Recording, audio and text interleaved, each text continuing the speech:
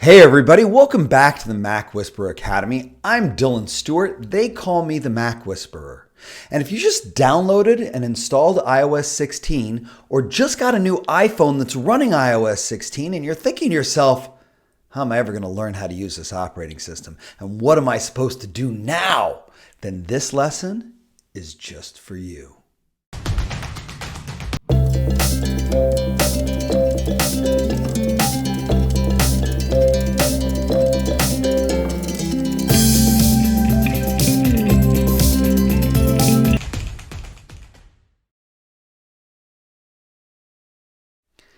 Every year in September, Apple upgrades the operating system that we use to run our iPhones.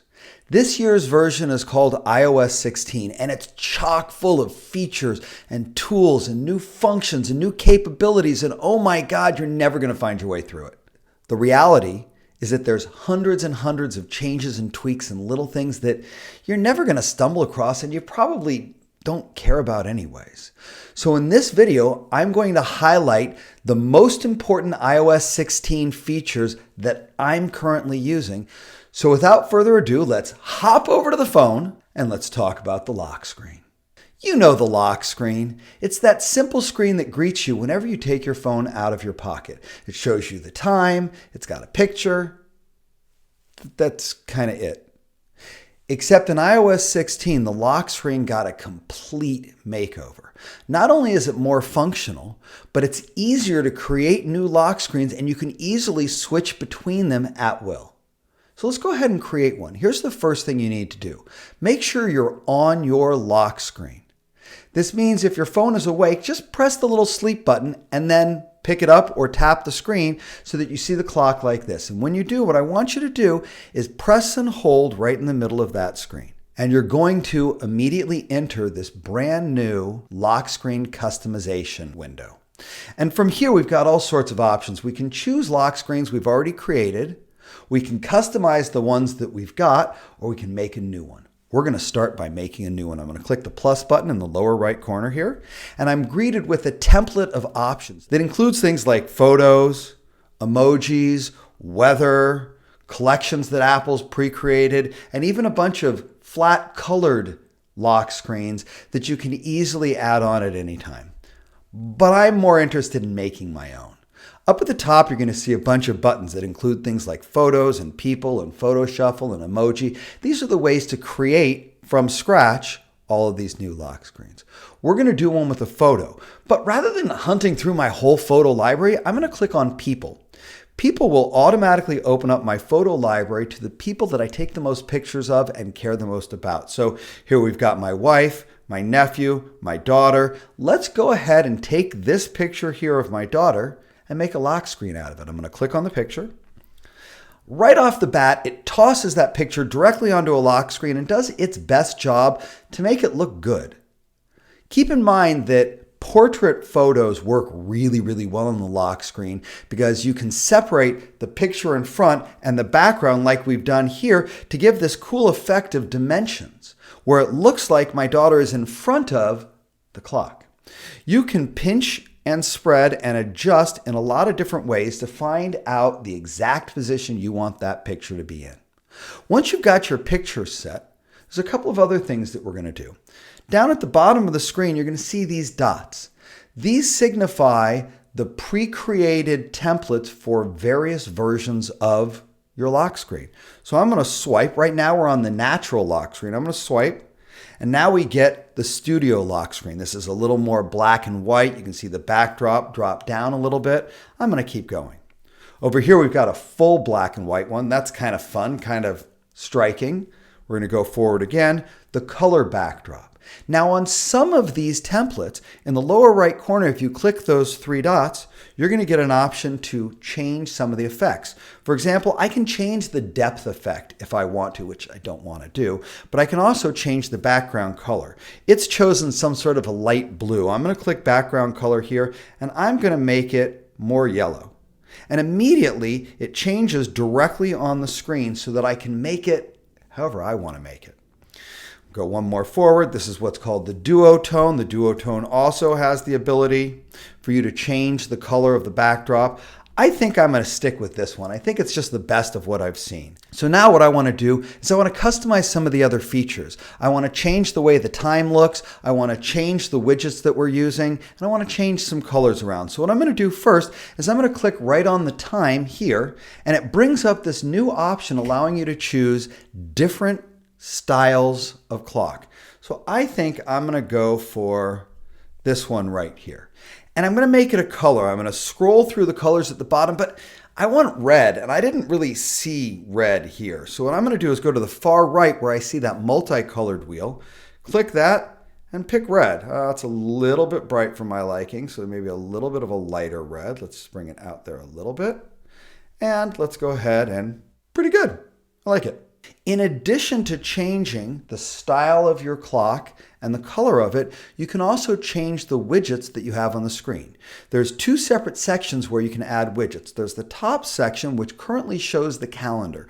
But if I click on that, I'll get other options. I can show weather, I can show my fitness activity, I can show time zones around the world, or reminders, or my stock portfolio, or weather, or anything. I'm going to keep it simple, and I'm going to make it my sunrise and sunset. So I'll click right here. Underneath that, we've got a section that says Add Widgets. I'm going to go ahead and click in that section, and we're going to be greeted with all sorts of different widgets that we can use. At the top are some of the suggested widgets or some of the pre-configured widgets, and as you scroll down, you can find others. I'm going to keep it pretty simple for myself. I'm going to go ahead and I'm going to put a reminder widget on there. And then I'm going to come over here and I'm going to put a news widget on there. And I'm going to call it a day. In the upper right corner, don't forget to click the add button or that lock screen is going to go away. I'm going to click the add button and I get this next option. This is kind of cool. There are two different screens that we put images on. One is the lock screen with the clock. And the second screen is the home screen where your apps and your folders are. So this is asking whether I want to use the same picture I created for the lock screen for the home screen as well. But I don't want to do that. I want to customize the home screen. So I'm going to click the Customize Home Screen button here, and I'm going to get another window that's going to allow me to choose photos or colors or gradients or other options specifically for the home screen. I'm going to just keep it simple here. I'm going to go into Photos. I'm going to scroll across the top till I find Nature, and I'm going to take a nice nature picture like this one here, and let that be my home screen. I'm going to click Done in the upper right corner there. Let's click Done one last time. And now, if I select that lock screen, when I log in and see my home screen, this is what I get, which is cool because it's all linked together and it's easy. But what's really fun about it is now I can come into this screen, push down, and choose a different lock screen based on how I'm feeling. Maybe I want my daughter up front and center. Maybe I want my wife front and center. I think I'm going to stick with this black and white picture of my wife and bring that in as my main lock screen. And you'll notice when I swipe up, I get a completely different home screen as well. They work together. Once you've created a lock screen, you can go ahead and customize it. Pushing down will give you the option to customize it, which will bring you back into the screen where you can change the color, you can change the font, you can make other changes as you see fit. And that's what we're able to do with the lock screen. Now let's talk about iMessage. You know, anyone who's watched my videos knows I am a huge iMessage fanatic, so I love it when Apple tweaks, fixes, and adds new functionalities to iMessage, and they did a great job this year. Now, the first thing that they changed about iMessage is something that clients of mine have been asking for like a decade.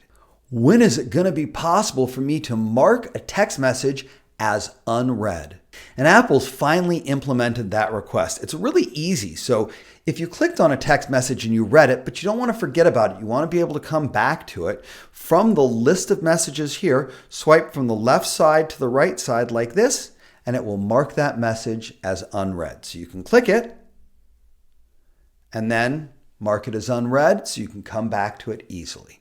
That's the first big change that iMessage did, but it's far from the biggest. Let's talk about the second change.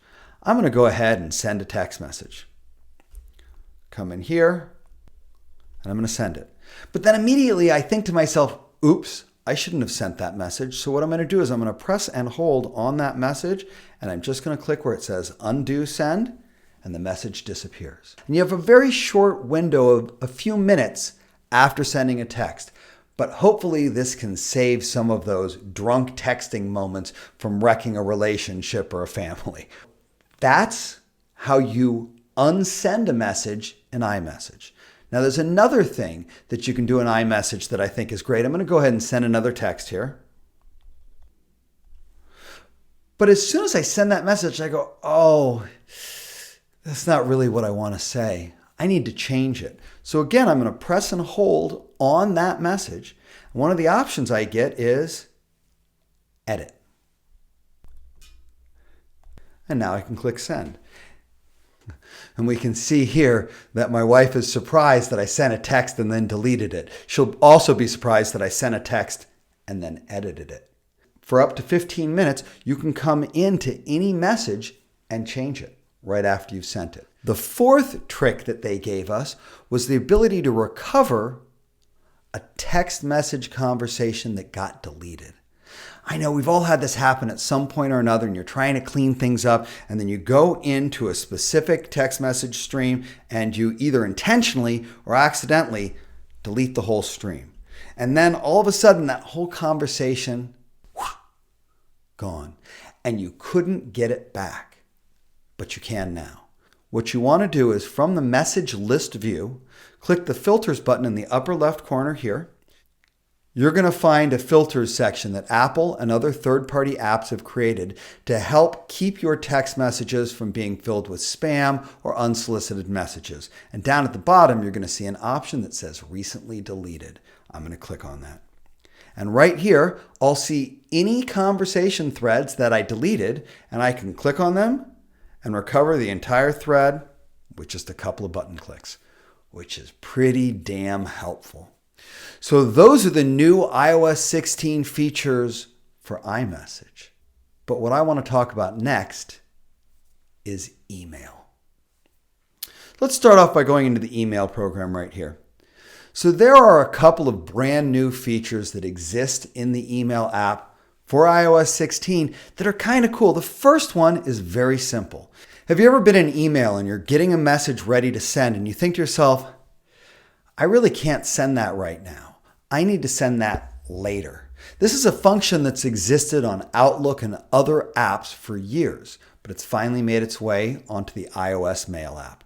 When you go to send something, if you press and hold on the little send arrow here, you'll get a drop-down list with other options. You can send it now, you can send it tonight, or you can send it later and choose when later is to you. It'll bring up a clock, and you can say, I want this message to go out in 2 weeks at this time, or anything that you want to do. So you can easily do send later now. The other thing that's really cool is something called follow-up. Follow-up happens when the email that you've sent has asked a question and the person on the other end has not responded to that question yet. So for this case, I'm going to go into my sent folder here, and I'm going to come down to a message I sent myself earlier. And you'll notice this message is asking a question. It says, call me back.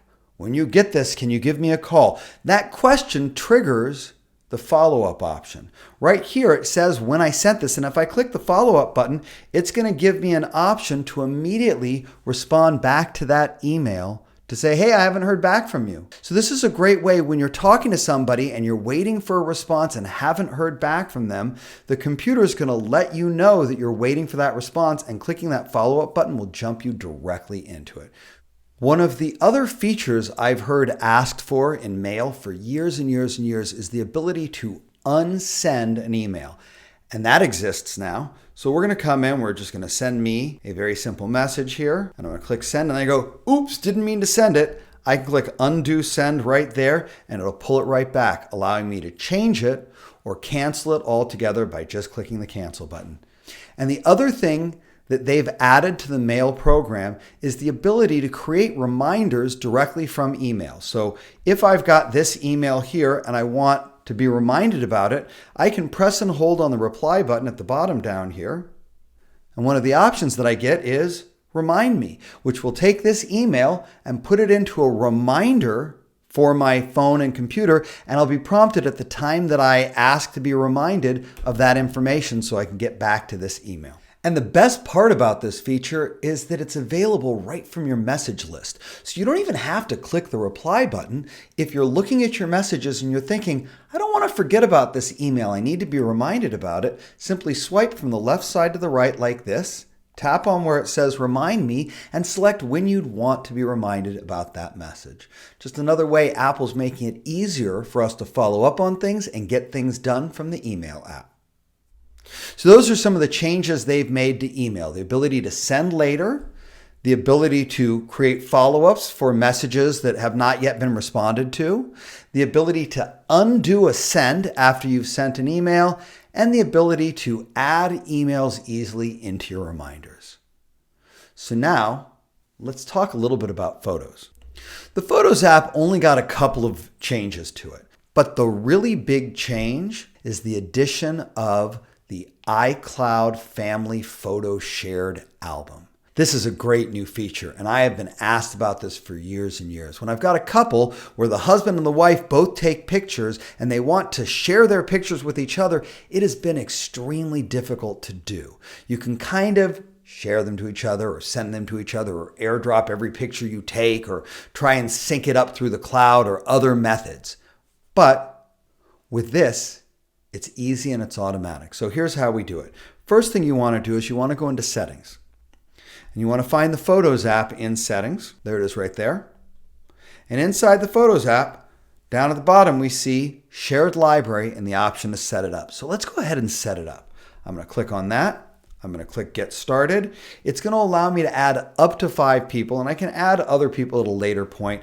I'm going to just keep it simple. I'm going to go ahead and add my wife, my son, my daughter, and call it a day. I'm going to click the Add button in the upper right corner here. I'm going to click Next on this. I will own this photo library, and it will be my iCloud storage that is being used up with it, but it will automatically share, and anything they add, I'll get, and anything I add, they'll get. Right here, we get to choose if there are specific photos that I'd like to move into this photo share. I'm not going to do that right now. I'm going to just say choose manually. But if you have a lot of photos and you want them to be shared with your family, you could move them all in together, or you could choose by people or date. I'm going to go ahead and click Next. And it gives me an option to choose any pictures that I might want to share with that library. So let's go ahead and we're just going to pick a couple of them right here and click Add.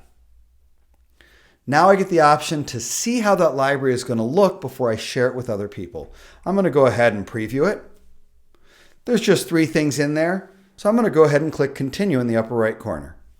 Now I get an option to invite these new attendees. I can either invite them via messages or I can share the link and send it to them in a different way. I'm going to go ahead and invite them via messages and go ahead and click Send on that.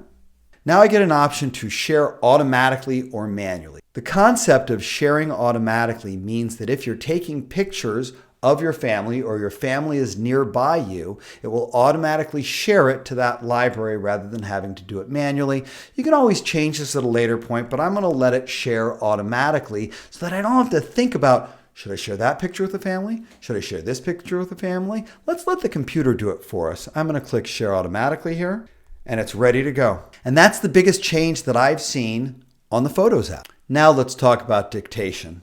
I'm going to go ahead and open the Notes app to have this conversation, and I'm going to create a fresh blank note for us. If you're like me, you probably hate typing. I don't care if my phone was this big. I would rather speak than type, whether it's on my phone, my iPad, or my computer. Dictation is just a way of life for me.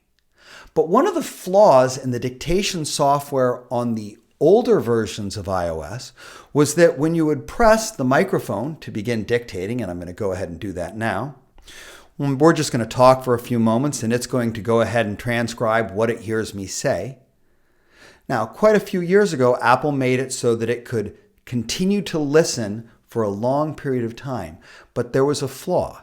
If something was wrong and I went to adjust it, as soon as I touched the screen, it would stop the dictation. But it doesn't do that now. Watch what I can do. I can come right into the middle of a sentence and continue dictation. In fact, dictate at will, and the computer just leaves the dictation on. This makes it so easy for me to dictate because sometimes I'll need to use the keyboard, sometimes I need to correct something that I can see was spelled wrong, and I don't want to have to stop and restart the dictation time after time after time. It's very simple. Pressing the microphone button just leaves it on, and then you can do whatever you need to do and the dictation will continue.